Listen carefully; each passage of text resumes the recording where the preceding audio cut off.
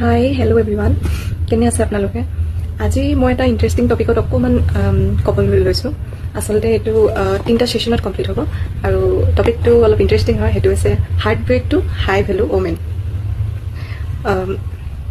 Heart break actually কম বেছি পৰিমাণে হাৰ্ট ব্ৰেক আই থিংক চব মানুহৰ লাইফতে হয়।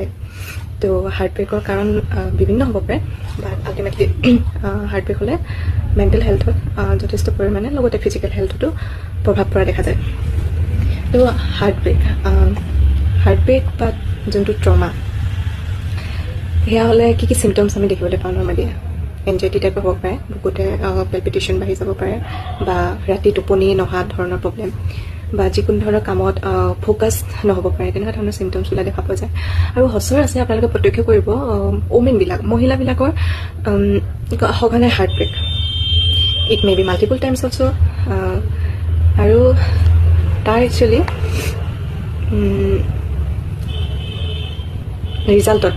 যদি ৰিজাল্ট চাওঁ আমি কি পাওঁ কি, যদিহে হাৰ্ট ব্ৰেক হয় মহিলাবিলাকৰ বহুত বেছিকৈ আপোনাৰ হৰমনেল ইমবেলেঞ্চ হ'ব পাৰে।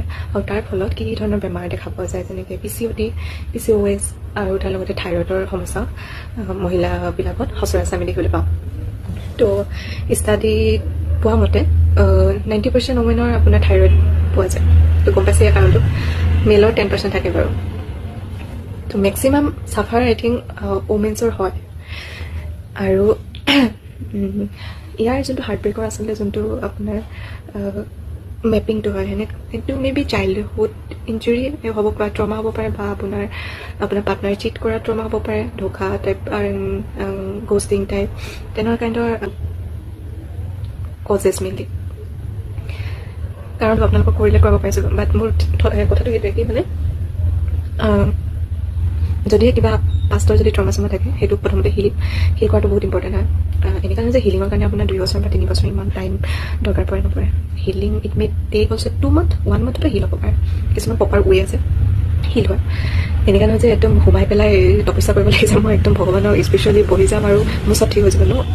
আপোনাৰ বেয়া লাগিব, তো বেয়া লাগিলে যি যেনেকুৱা লাগে কাম দিয়াৰ বা গালি দিয়াৰ বা যি কৰিব মন যায় আৰু কাটি বাৰু সেইবিলাকত যাব নালাগে। বাট যদি কান্দিব মেলিব মন গৈছে কান্দিব মেলিব গ'লে it is the best way to heal also'. But main যদি মই চলিউশ্যনত যাওঁ, হিলিং বা তোমাৰ যোনটো হাৰ্ট ব্ৰেকৰ চলিউশ্যনত যদি যাওঁ, তাৰপিছত তোমাৰ ট্ৰিটমেণ্টত কি ইম'চনেল ডিটাচমেণ্ট, ঠিক আছে? যোনটো মানুহে তোমাক এৰিছে বা তোমাক ব্লেম দি পেলাই গুচি গৈছে, সেই মানুহটোৰ পৰা ট'টেলি ইম'চনেলি ডিছকানেক্ট হ'বই লাগিব। এনেকুৱা হ'ব লাগিব কি মানুহজন যদি তোমাৰ ওচৰতো আহি বহেহি ন, তোমাৰ হাৰ্ট বিট হাই হ'ব নালাগিব, তোমাৰ একো গাত